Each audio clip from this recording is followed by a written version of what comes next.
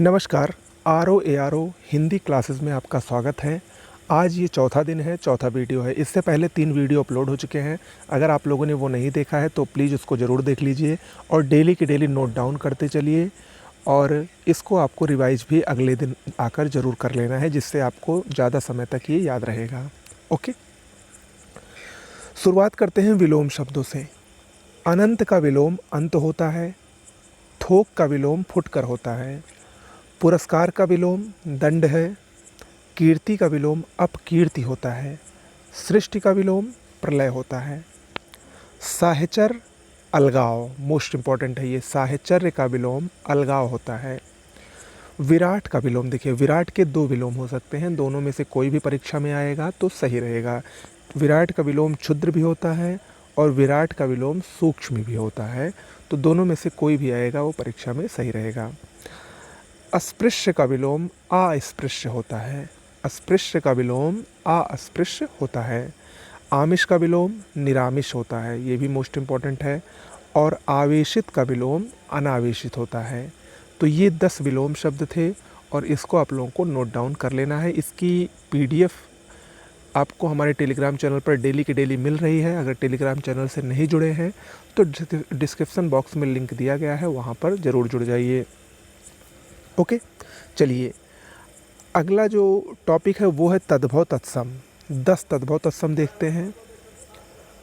शाम, शाम एक तद्भव शब्द है, इसका तत्सम होगा शायन। ओके, पन्ना या पीठ, ये दोनों तद्भव शब्द हैं और इन दोनों का तत्सम एक ही होता है, पृष्ठ। याद रखिएगा, पृष्ठ तत्सम है और पन्ना या पीठ तद्भव शब्द है। निडर, निडर एक तद्भव शब्द है, इसका तत्सम होता है निर्दर। शक्कर, देखिए शक्कर लग तो रहा है तत्सम जैसा, लेकिन ये तद्भव शब्द है, इसका तत्सम शर्करा होता है। ओके, तो ये छोटी छोटी चीज़ें हैं जो आपको याद रखनी है। मोती तद्भव शब्द है, इसका तत्सम मौक्तिक होता है।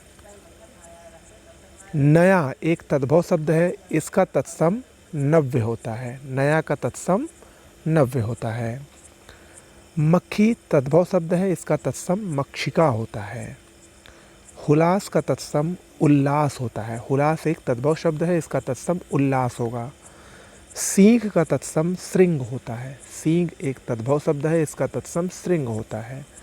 कपड़ा, ये भी एक तद्भव शब्द है, इसका तत्सम करपट होता है और ये कई बार पूछा जा चुका है, मोस्ट इम्पॉर्टेंट है।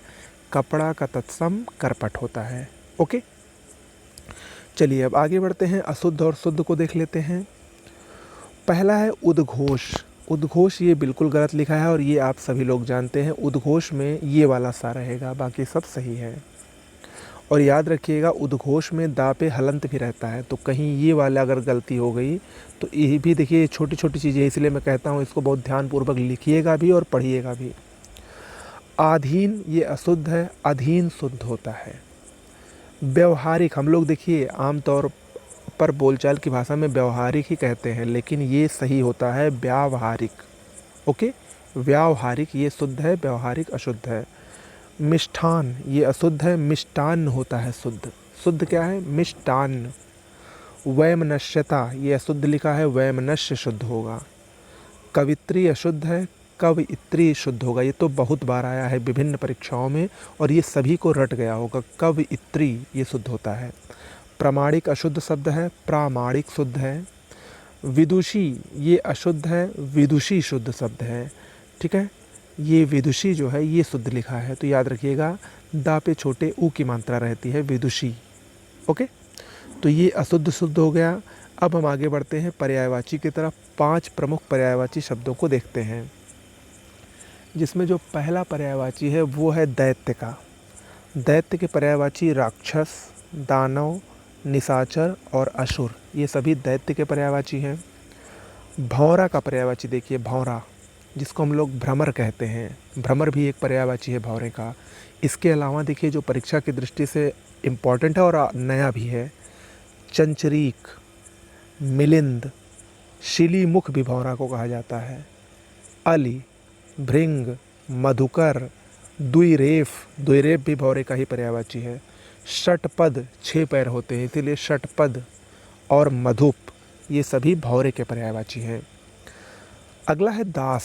दास का पर्यायवाची देखते हैं। दास को सेवक कहते हैं, भृत्य कहते हैं, किंकर कहते हैं, परिचर कहते हैं और अनुचर कहते हैं। तो इसमें जो सेवक है इसके आने की संभावना बिल्कुल नगण्य है। भृत्य, किंकर, परिचर और अनुचर आपको रटा होना चाहिए, ये दास के पर्यायवाची हैं। अगला है पेड़। पेड़ का पर्यायवाची हम लोग देखते हैं। पेड़ को विटप कहते हैं। विटप, तरु, पादप, अगम, वृक्ष, द्रुम, साखी, ये सब क्या है? पेड़ के पर्यायवाची हैं। ओके, चलिए अगला और अंतिम है तलवार। तलवार भी बहुत ही महत्वपूर्ण है और इसके पर्यायवाची भी परीक्षा में खूब पूछे गए हैं। जैसे चंद्रहास, ये तलवार का पर्यायवाची है और सबसे ज़्यादा बार पूछा गया है। करवाल, ये भी मोस्ट इम्पॉर्टेंट है।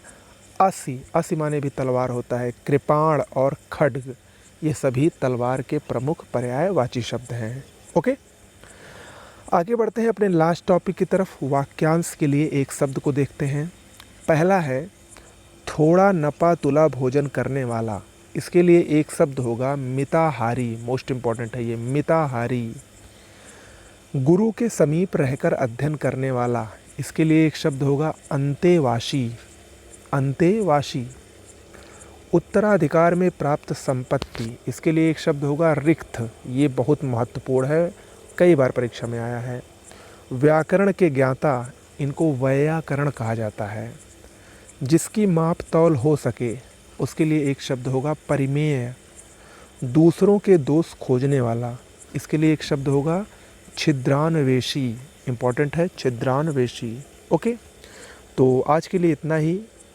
और डेली 8 बजे हिंदी के लिए ज़रूर जुड़िए। रही बात जीएस की, तो 1-2 दिन में आपको जीएस के भी वीडियोस रेगुलरली मिलने लगेंगे, जो मैंने इंपॉर्टेंट टॉपिक्स बताए हैं। ओके, तब तक के लिए नमस्कार। अमन स्टडी पॉइंट को ज़रूर फॉलो करिए। नमस्कार।